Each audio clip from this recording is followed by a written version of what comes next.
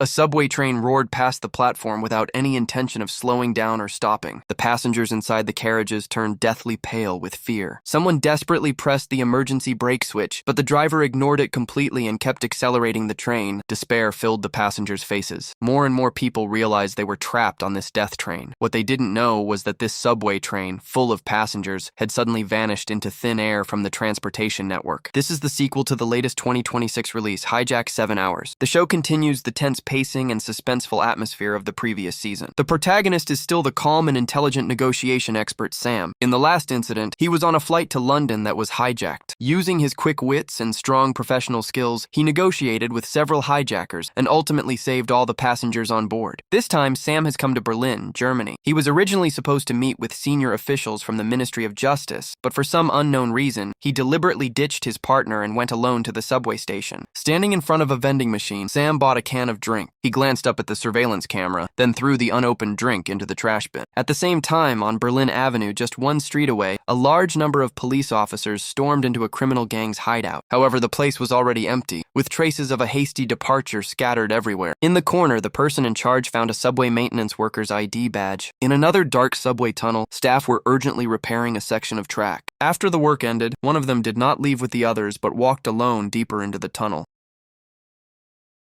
Meanwhile, Sam had waited for the train to arrive at the station. A female passenger beside him recognized him and expressed great admiration for his performance during the hijacking incident. She followed closely behind Sam, chattering nonstop. "What are you doing? I've been tricked. I've never encountered this before, but no, that's not it." However, Sam had no interest in dealing with her. His attention remained fixed on a backpacker in the neighboring carriage. The man's behavior was extremely suspicious. He pushed through the dense crowd, staggering past Sam. When the train reached the station, he actually got off the carriage. But Sam never let his guard down. He saw the backpacker making a phone call with a complicated expression. Then, at the last moment before the doors closed, the man hurriedly slipped back into the carriage. Sam seized the opportunity to shake off the talkative female passenger and quickly followed him inside. Seeing two subway police officers standing in the carriage, he walked up and stopped the backpacker, stating directly that the man's bag contained dangerous items. The backpacker instantly became extremely nervous and aggressively shouted at Sam to get lost. Their argument quickly drew the police officer's attention. Looking panicked, the backpacker lowered his head and tried to head to another carriage. The two officers immediately stepped forward and insisted on opening his backpack for inspection. "What did I do wrong?" Just then, the train arrived at the station. The backpacker tried to escape, but he was quickly subdued by the two officers. As the train slowly started moving again, Sam looked through the window and saw the man open his backpack. There were no dangerous items inside, only some clothes and an immigration document. Back at the British Embassy, Sam's disappearance left the Justice Department people quite dissatisfied. His partner could only helplessly explain that Sam had recently been investigating the mastermind behind the previous hijacking. The other side seemed to be making new moves, and all clues pointed to the subway station on Berlin Avenue. In the subway control center's operations room, all staff had finished their shift handover. The supervisor hurried over and said one employee had taken sudden leave, asking the dispatcher to help monitor line 5. This was not difficult for the dispatcher, who quickly made contact with the train driver on that line. Inside the carriage, Sam looked around. It seemed he was certain something would happen on this train. Sure enough, before long, the train driver suddenly contacted the control center dispatcher, saying he needed to stop longer at the next station because he had a stomachache and urgently needed to use the toilet. After the train pulled into the station, the driver walked onto the platform with a dazed expression, ignoring his colleagues' calls. This scene was witnessed by Sam inside the carriage. The driver rushed into the restroom and immediately locked the door, then anxiously made a phone call. On the other end of the line was the fake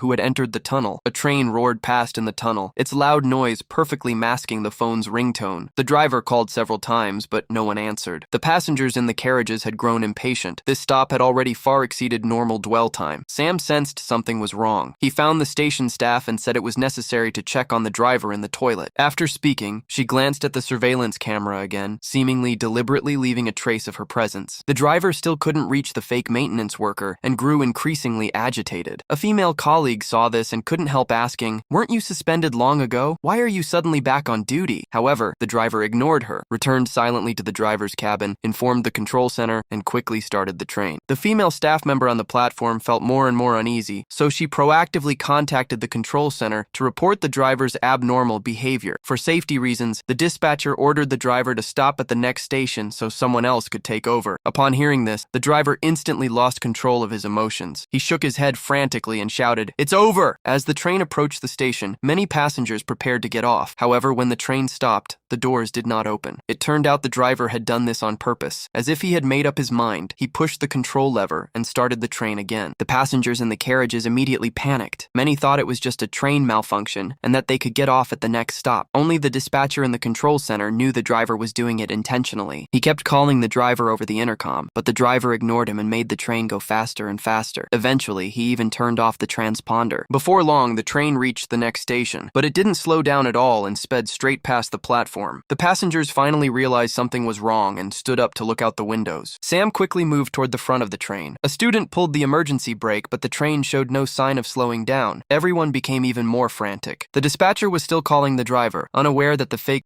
maintenance worker was squatting beside the tracks. Forcibly opened the switch point, clearly intending to change the train's direction. Sam finally realized the situation was completely out of control. He rushed to the driver's cabin door and pounded on it hard, but the driver gave no response. Sam decisively took out a key he had prepared in advance, forced the door open, and burst inside. He used both hands to pull the brake, but the driver desperately guarded the control lever. By then, the fake maintenance worker had completed the track switch. The train barreled straight onto an abandoned branch line. The dispatcher looked at the supervisor in horror. The Line 5 train had completely disappeared from the information screen. Fortunately, not long after, the train finally stopped thanks to Sam's intervention. He asked the driver why he had done this. The driver, looking extremely nervous, said he needed protection from the police. However, the two officers had gotten off earlier to arrest the backpacker.